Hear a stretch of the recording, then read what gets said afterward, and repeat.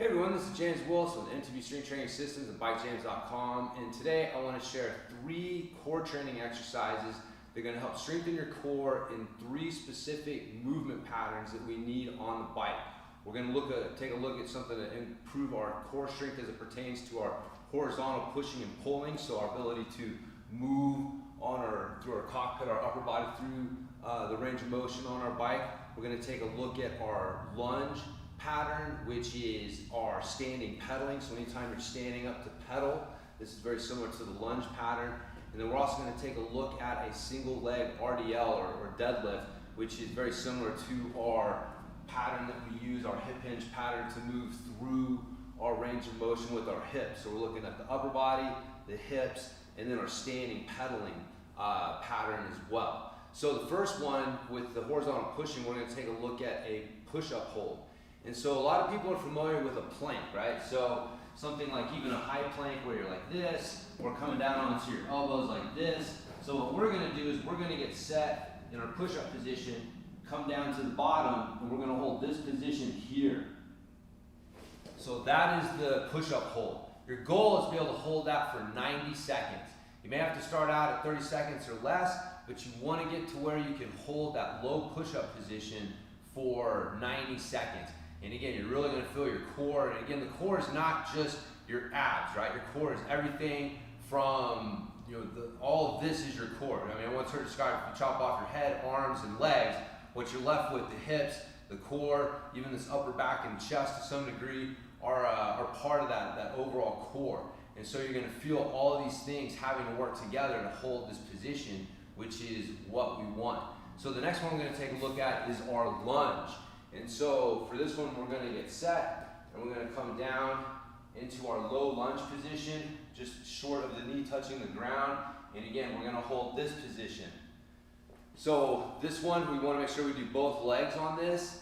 And again, you're going to really feel your core and your hips working to try to help stabilize that position. Remember, your core's job when you're creating movement is to stabilize and create a platform for you to move around. And so these holds that I'm showing you are going to give your core a chance to get stronger and improve its efficiency in these positions, which is going to help when you go to start applying movement to these positions as well. So the next one we're going to take a look at, looking at our hip hinge pattern, is our single leg deadlift or RDL. Because we're not really going to bend the knee a whole lot on this one, but basically what we're going to do is going to get set. We're going to stand on one leg, and then we're going to come down into this position here. And so again, this is like a single leg version of our 2-legged hinge, right? So we're coming down and we're holding, and what I'm looking for is, again, being able to hold it on both legs for 90 seconds, but I want to see your big toe pointed to the ground, and I want to see your thumbs pointed to the ceiling. And I also want to see you trying to get long between your fingertips and your heel. That's what I'm ultimately looking for. So again, just being able to come to here and hold it, that's great. But what I really want to see is you be able to extend the arms out and extend the heel, looking for space between the fingertips and the heel, and then have your thumbs to the ceiling and your big toe pointed down to the ground. Don't let your big toe point out to the side. So that really locks the hips and the upper body and everything into place to, again, make sure that we're getting the core stabilizing in the best position.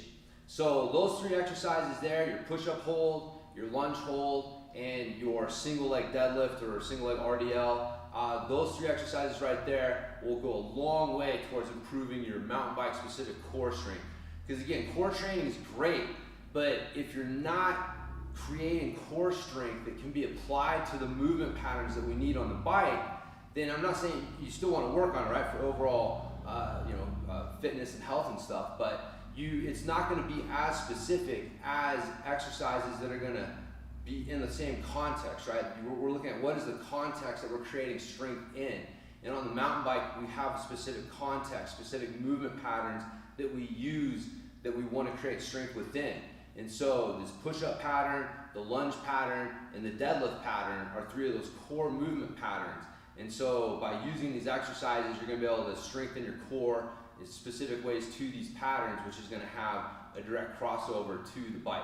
So anyways, if you have any questions or anything like that, you can hit me up at james@bikejames.com. Remember to check me out at bikejames.com, where you can sign up for the free newsletter, get a bunch more free tips and articles and videos, and I got podcasts and all sorts of stuff to help you get better at riding and enjoy riding more, because that's really what it's all about. So hopefully you guys have enjoyed this tip, and I'll talk to you in the next one.